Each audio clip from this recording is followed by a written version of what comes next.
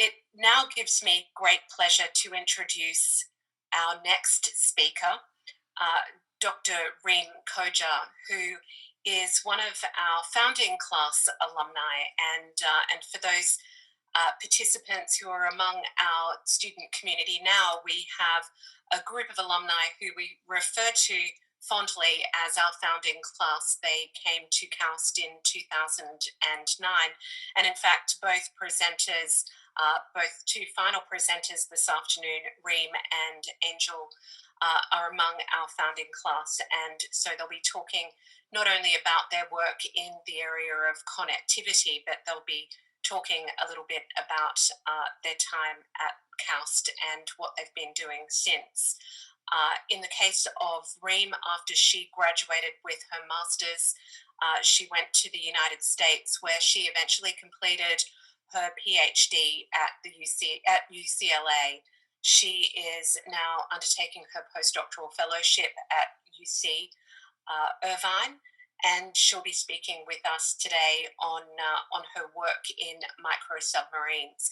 Now, I do have to point out to our participants that Reem was pre-recorded. She is, as I just said, in California, and there is an 11-hour time difference. So we look forward to bringing you Reem's very interesting presentation right now. So hello, everyone. Thank you for the introduction and the invitation. I have to say that I'm a little bit jealous of Web 2020 speakers, as I wish I had a chance to visit and the campus and revisit so many beautiful memories in KAUST. So a little bit about myself. My name is Reem Khojah. I live in Jeddah, not far away from Tuwal. I joined KAUST to do my master's degree, and it was an incredible experience for me and all founding class 2009, as we were part of the beginning of KAUST story. So after that, I joined the bioengineering department in UCLA in Los Angeles to complete my PhD in the DiCarlo lab. I was really motivated to build devices that advances medical diagnosis and therapeutics. And at that time, something happened that really inspired me. I happened to watch the sci-fi movie Fantastic Voyage for the first time, and that film changed the course of my academic research. So the film was made in the 60s, and it's about a submarine crew who are miniaturized to a microscopic size on par with the size of a single human cell. And so they venture through the human body to repair damage in a specific organ in the body. And I was incredibly fascinated by this concept of miniaturizing devices and how it can not only revolutionize therapeutic drug targeting and delivery, but also enable building so many wearable and implantable health monitoring devices.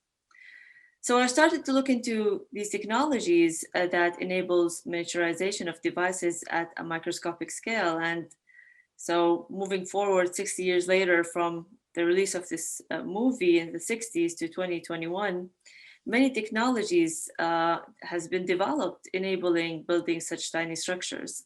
For example, in 3D printing, multiphoton lithography enabled building microscopic complex structures like this micro spaceship here you see from Professor Daniela Kraft Lab. Bell Labs and many others developed single molecule electronics that enabled building nanoscale circuits, replacing silicon-based electronics, so let's say to switch on and off the submarine.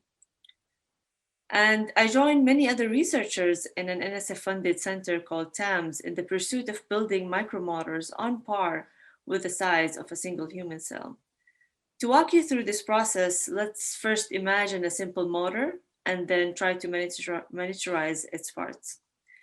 So the most conventional motors are operated by an electromagnet, simply rely on Oersted current through a coiled wire approach, creating a uniform magnetic field. Switch the current direction and you will switch the magnetic field orientation, causing the propeller to rotate and so on. However, this concept of creating a magnetic field with a current through a wire does not scale with the size of a single cell. the micromagnetic properties at that size scale is large enough to ignore the atomic structure of the material. However, it is small enough to resolve magnetic structures such as domain walls and vortices. So if you look closer to your fridge magnet at the microscale, it is composed of multi-magnetic domains and their collective spin orbits of these multi-domains form the North and South Pole.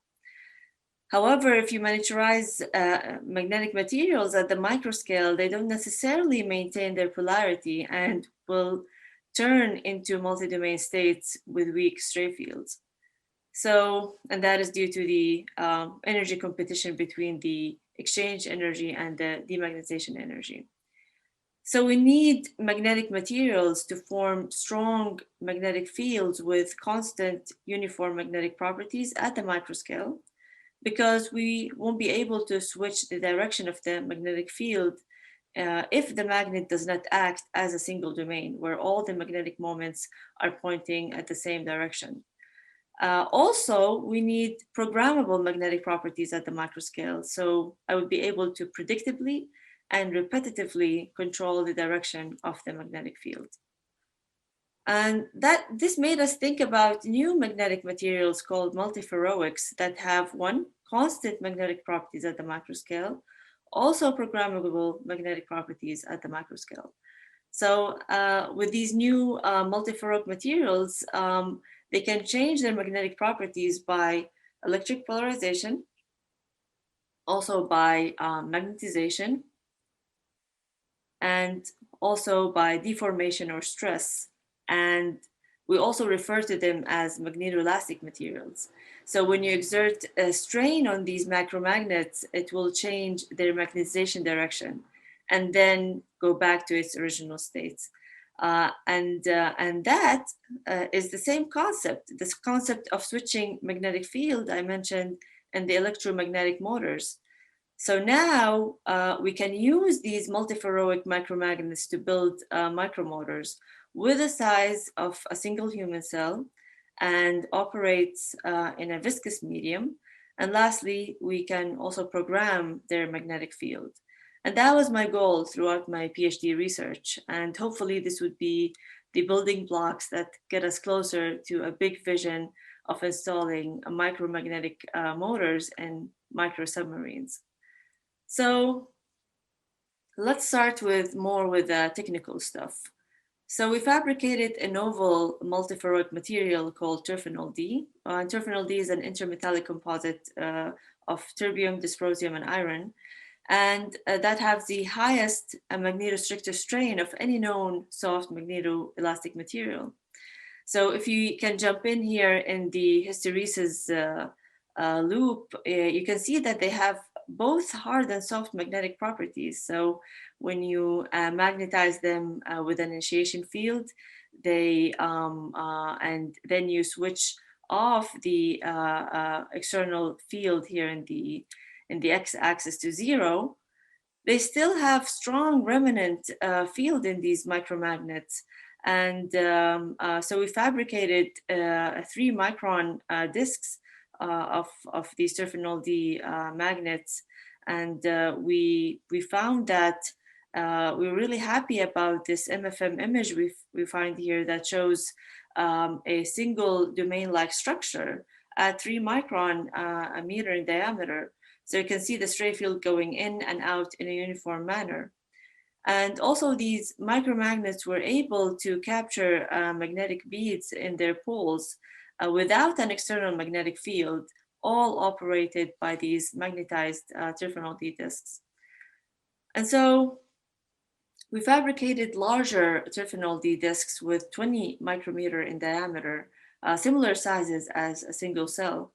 And for the first time, we were able to see an effective single domain in such large structures.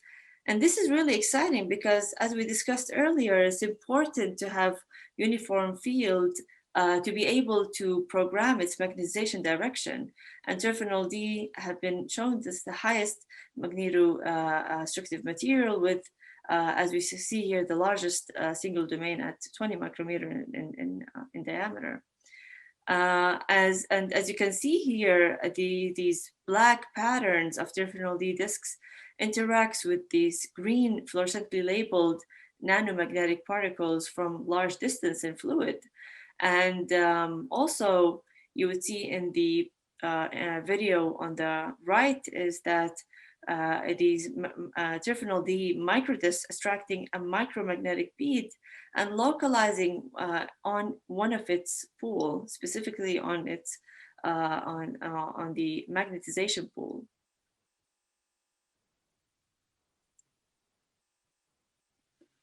So the next step was we wanted to integrate a microfluidic channel on the terphenol D micropattern and found that even in flow, they were able to capture or attract these magnetic beads. And that is important because we want these micromagnets to operate in fluid. And these terphenol D microstructures, we build them with different structures that range between 3 to 20 micrometer in size, exhibit precise magnetic capture based on highly localized fields in the magnetically initialized single domain poles, regardless of their shape anisotropy. And as you can see here, you can see the Brownian motion on these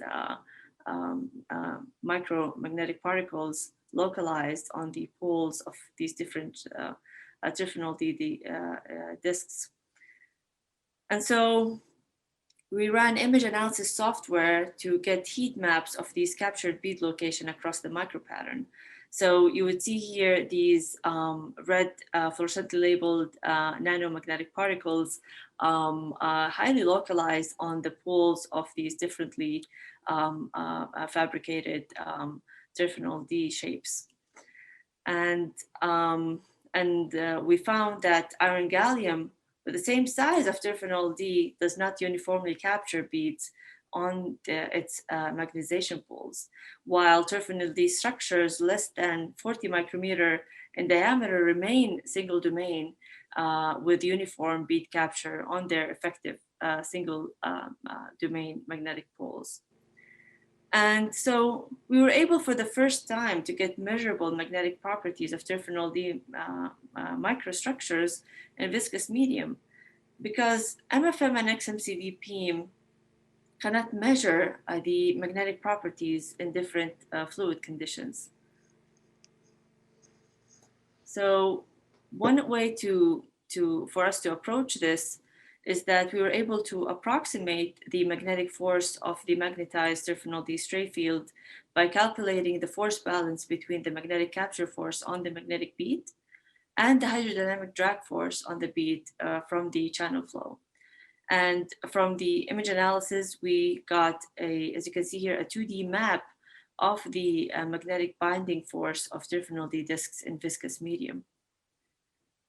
Now for the last part, we wanted to program or switch the magnetization direction by exerting strain on terphenol D microdisks via PEM and PT substrates.